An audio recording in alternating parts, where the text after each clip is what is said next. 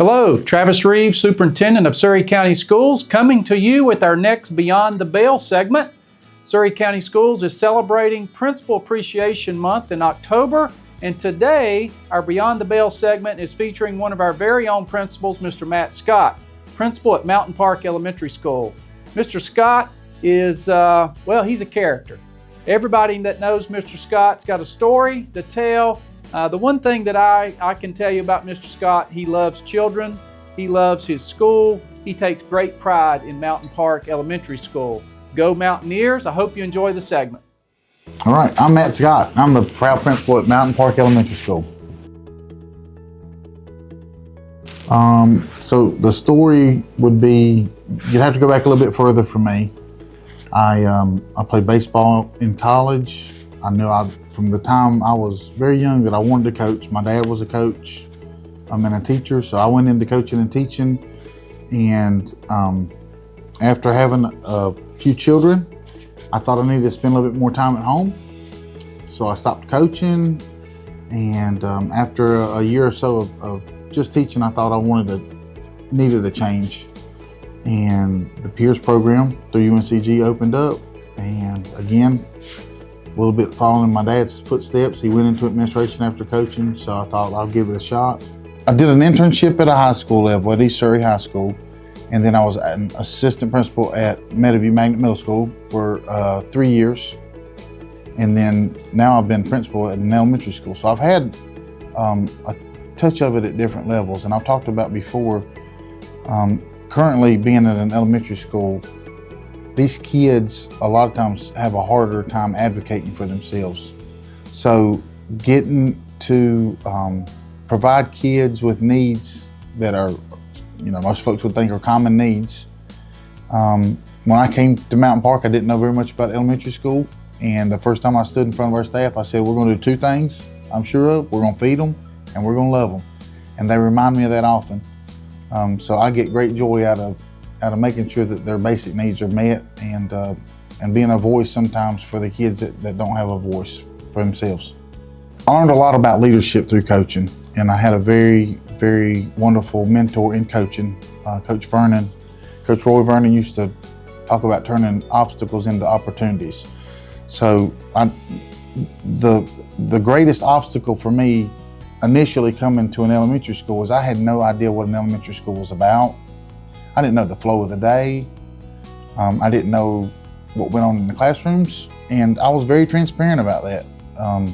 With the staff, I feel like that bought me a little bit of credibility, gave me a little bit of credibility with them, as far as they knew that I was being truthful and upfront with them. So they have been extremely kind and shown lots of grace to me when I ask questions, and I try to have professional conversations with them about what's going on in their classroom.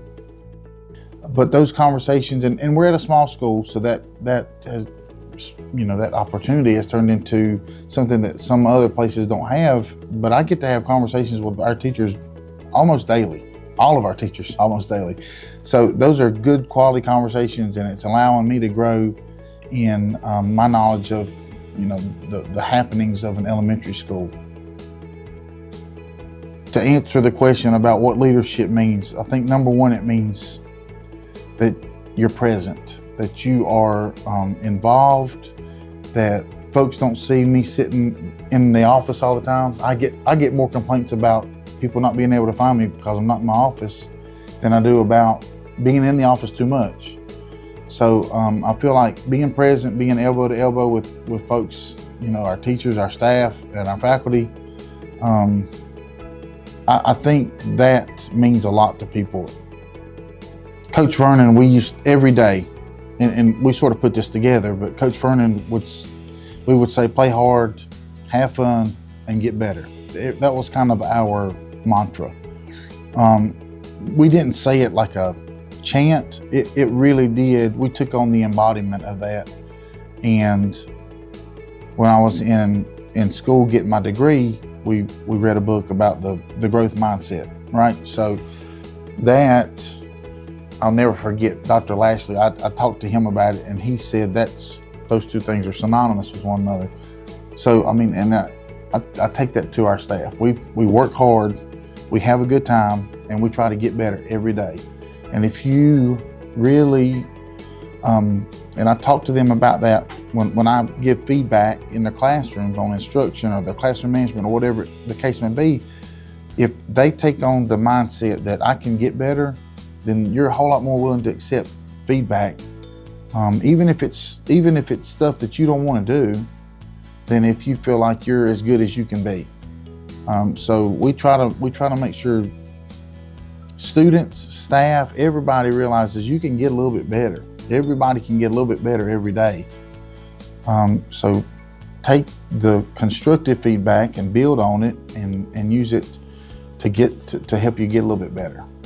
When other administrators will come up here or we'll send a group, we'll go have a field trip other places. I'm all the time getting texts, man, do you get hugs like this all the time? Yes is the answer. We get hugs. It's, again,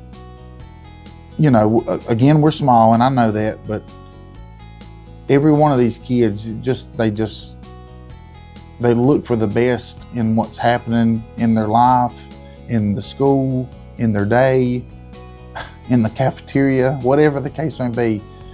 I love the hugs that I get.